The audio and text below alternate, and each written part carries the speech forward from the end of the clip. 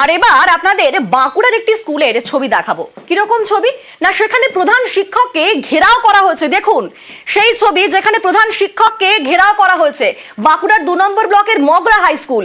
আর সেই হাই স্কুলেরই এই ছবি যেখানে প্রধান শিক্ষককে ঘেরাও করা হচ্ছে। দেখুন সেখানে অনেক পড়ুয়ারা রয়েছেন, অভিভাবকরা রয়েছেন, তারা কিন্তু প্রধান শিক্ষককে ঘেরাও করেছেন। কিন্তু কোন কারণে, কি অভিযোগ করছেন তারা, তাদের বক্তব্য আগে শুনবো।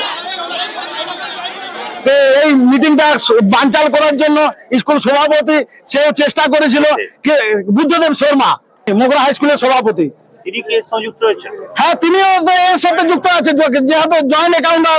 আমরা মনে করছি টাকাটা তছরূপ হয়েছে, কারণ উনি ব্যাংকের আপডেট দেখাতে পারেননি, কোনো স্টেটমেন্ট দেখাতে পারেননি। হেড স্যার তো বেশিরভাগ দিন আমাদের টিফিনের পরে আসে। বলছে পড়াশোনা কি এবারে হয় না? প্রায় মানে হয় নাই বললেই চলে। এইটি উঠার পর থেকে আমাদের টিফিনের পরে একদিনও ক্লাস হয়নি। মিড ডে মিল সেই ঘর? হ্যাঁ, আমরাও চলে যাই, স্যারগুলো চলে যায়। আমাদের রুমে তো ফ্যানই নাই, আমরা তো বিনা ফ্যান এখন ক্লাস করি। তোমরা গরমে কষ্ট হয় না? হয়তো, কিন্তু স্যারকে বলেছে, প্রায় স্যারকে বলেছে, কিন্তু কেউ ওটাকে কার্য করে না। অভিযোগ উঠছে যে স্কুলের তহবিলের টাকা তছরূপ করেছেন প্রধান শিক্ষক। তারই পাশাপাশি পড়ুয়ারা অভিযোগ করছে যে একদম যখন সময় স্কুলে আসার সেই সঠিক সময়ে প্রধান শিক্ষক নাকি স্কুলেই আসেন না। আমাদের সঙ্গে রয়েছেন প্রতিনিধি প্রিয়ব্রত। প্রিয়ব্রতের যে অভিযোগগুলো উঠছে, কতদিন ধরে এগুলো চলছে? স্কুলে দেরি করে আসেন শিক্ষক, টাকা তছরূপ করা হচ্ছে, কতদিন থেকে এই অভিযোগগুলো উঠছে? দেখো, যে অভিযুক্ত শিক্ষক, প্রধান শিক্ষক, তিনি কিন্তু 2010 সাল থেকে স্কুলে আছেন। আর সেক্ষেত্রে এই অভিযোগ কিন্তু সেই দিন থেকেই 2010 সাল থেকে তিনি রয়েছেন। এবং এই যে ছাত্রছাত্রী অভিযোগ করছেন, স্কুল দেরিতে শুরু হয়, কখনো কখনো টিফিনের পরে স্কুল ছুটি হয়ে যায়, কোনো ক্লাসও হয় না, পড়াশোনাও হয় না, যে মিড ডে মিল দেওয়া হয় সেটাও ঠিক গুণগত মানের নয়। এই জন্যই এমন অভিযোগ। এবং অন্যদিকে অভিভাবকরা অভিযোগ করছেন যে 2019 সাল থেকে যে অনুদান হিসাবে টাকা এসছে স্কুলের ভবন সংস্কার, কখনো প্রাচীর সংস্কার, কখনো নতুন বিল্ডিং হওয়ার জন্য, সব টাকাই কিন্তু আত্মসাৎ করেছেন এই অভিযুক্ত শিক্ষক, প্রধান শিক্ষক এবং পরিচালন সমিতির যে সভাপতি রয়েছে। অন্যদিকে হচ্ছে পরিচালন সমিতির সভাপতি এবং যে ব্লক যুব সভাপতি, সে একজনই। এবং সেই অভিযোগ উঠছে যে টাকা পরিচালন সভাপতি, তার নাম উঠে আসছে এখানে। তিনি কি বলছেন, তার বক্তব্য শোনাবো একবার। স্কুলের হেডমাস্টার কখনোই হয়তো পারিবারিক অশান্তি, এই কারণে কোনো দেরি হয়েছে, টেন্ডার করার জন্য চিঠি করে দিয়েছে বা 3 মাস আগের থেকে। আমরা কিন্তু জানতাম না কি ফান্ড এসছে না এসছে, আমাদের কমিটির মেম্বারকে কখনোই বলে নাই। প্লাস আমাদের যে কমিটি আছে, কমিটিটা আমাদের মানে রিইউনিয়নই হয় নাই, এটা কমিটি নাই বললেই চলে, মিথ্যা খবর। আর যে করছে এটা সম্পূর্ণ বিজেপি চাল করছে, সম্পূর্ণ বিজেপি। আমাদের সঙ্গে রয়েছেন প্রিয়ব্রত। প্রিয়ব্রত, পরিচালন কমিটির সভাপতি, তিনি বলছেন তিনি জানতেনই না এবং তিনি অভিযোগ করছেন বিজেপির বিরুদ্ধে। হ্যাঁ, দেখো, এই যে পরিচালন সমিতির সভাপতি রয়েছেন, তিনি দাবি করছেন যে বিজেপি এই ধরনের ঘটনা ঘটাচ্ছে। কিন্তু এই যে ঘটনা ঘটে গেছে, তার মধ্যে কিন্তু এই যে জয়েন্ট অ্যাকাউন্ট রয়েছে, পরিচালন সমিতির সভাপতি রয়েছেন, এর পাশাপাশি প্রধান শিক্ষক রয়েছেন মুকেশ পাত্র, এই দুজনের বিরুদ্ধে মূলত অভিযোগটা। কারণ এই দুজনের সই ছাড়া সেই টাকা উঠতে পারে না। সেই 54 লক্ষ টাকার হিসেব চাইছেন তারা, এবং সেই হিসেব দিতে পারছেন না প্রধান শিক্ষক। তার কাছ থেকে বারবার ধরে স্টেটমেন্ট চাওয়া হচ্ছে, ব্যাংক অ্যাকাউন্ট দেখার কথা বলা হচ্ছে, কিন্তু তারপরে হচ্ছে না।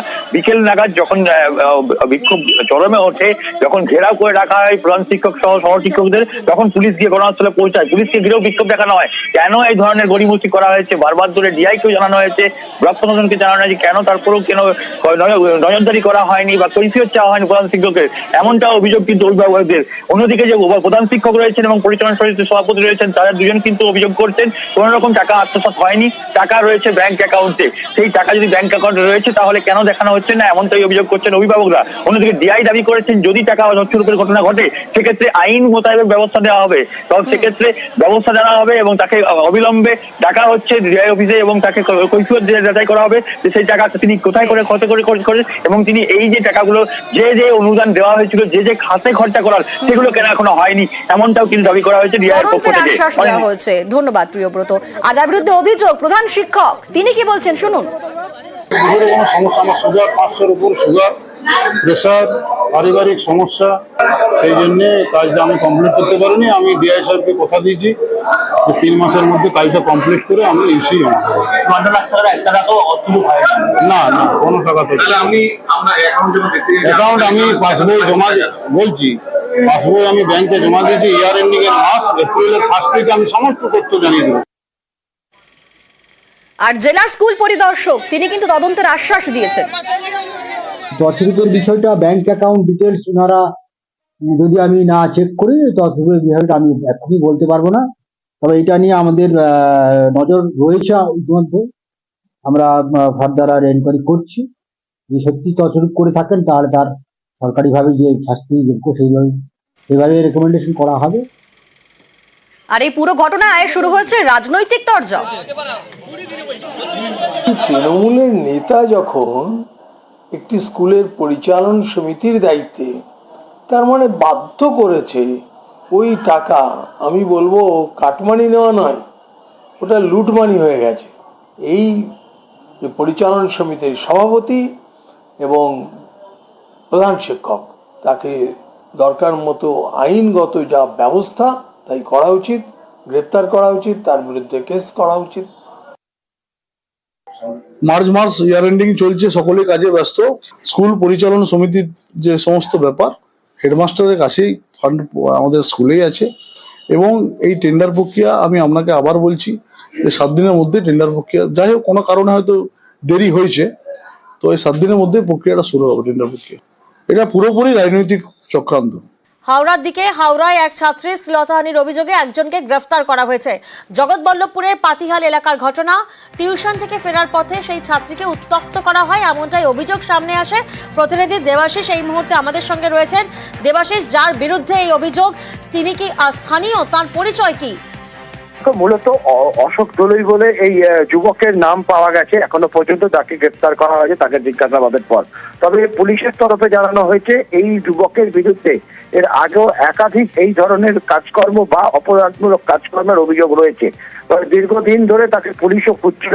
গতকাল সন্ধ্যাবেলার পর যখন স্কুল ছাত্রী সে যখন টিউশন করে বাড়ি ফিরছিল, বাড়ির ঠিক সামনেই কিন্তু সেই ছাত্রীকে উত্ত্যক্ত করা হয় এবং তার হাত ধরে টানাটানি করতে থাকে এই যুবক, জোর করে বাইকে তুলতে যায়। সেই সময় ছাত্রীর চিৎকারে আশেপাশের লোক বেরিয়ে আসে এবং সেই যুবককে ধরে ফেলে এবং তাকে কার্যত কয়েক ঘন্টা তাকে কাছে বেঁধে রাখা হয়। এরপর ঘটনাস্থলে যায় পুলিশ গিয়ে যুবককে উদ্ধার করে তাকে গ্রেফতার করা হয়েছে। তার বিরুদ্ধে ছাত্রীর পরিবারের অভিযোগের ভিত্তিতে তাকে গ্রেফতার করে আজই তাকে হাওড়া আদালতে তোলা হবে। বেশ, আর এবার নজর রাখবো ফেরার অভিযুক্তদের ধরতে তৎপরতা। ভুয়ো নথিতে পাসপোর্টে লুকআউট জারি করা হচ্ছে। লুকআউট জারি করতে অভিবাসন দফতরকে চিঠি লালবাজারের। প্রতিনিধি অমিত এই মুহূর্তে আমাদের সঙ্গে রয়েছেন। অমিত, ভুয়ো নথিতে পাসপোর্টে অভিযুক্ত 120 জন বাংলাদেশি, তার মধ্যে কতজনের বিরুদ্ধে এই লুকআউট নোটিশ জারি করা হচ্ছে? লালবাজার সূত্রে যেটা জানা যাচ্ছে যে 69 জন বাংলাদেশি নাগরিক যারা ভুয়ো নথি দিয়ে ভারতীয় পাসপোর্ট বানিয়েছেন তাদের বিরুদ্ধে লুকআউট নোটিশ ইতিমধ্যে জারি করা হয়েছে এবং তাদের পাকড়াও করতে যথেষ্ট তৎপরতা দেখাচ্ছে লালবাজার। ইতিমধ্যে অভিবাসন দপ্তরকে চিঠি দিয়ে 69 জন বাংলাদেশি নাগরিকের বিরুদ্ধে লুকআউট নোটিশ জারির জন্য চিঠি দেওয়া হয়েছিল। ইতিমধ্যে 69 জন বাংলাদেশি নাগরিকের বিরুদ্ধে লুকআউট নোটিশ জারি হয়েছে আমাদের লালবাজার সূত্রে খবর।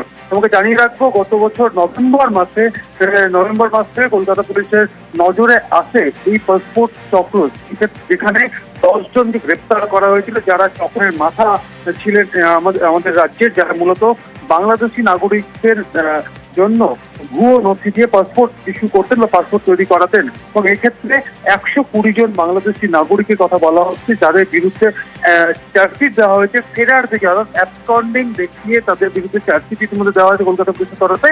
এবার 69 জনের বিরুদ্ধে লুকআউট নোটিশ জারি করা হয়েছে এবং কলকাতা পুলিশ সূত্রে বা লালবাজার সূত্রে যেটা জানা যাচ্ছে যে এই 120 জনের মধ্যে একটা বড় একটা অংশ বিদেশ চলে গেলেও বাকি অংশ এখানে বা দেশের বিভিন্ন প্রান্তে লুকিয়ে রয়েছে। সেক্ষেত্রে তাদের ধরতেই এই তৎপরতা লালবাজারের। একেবারে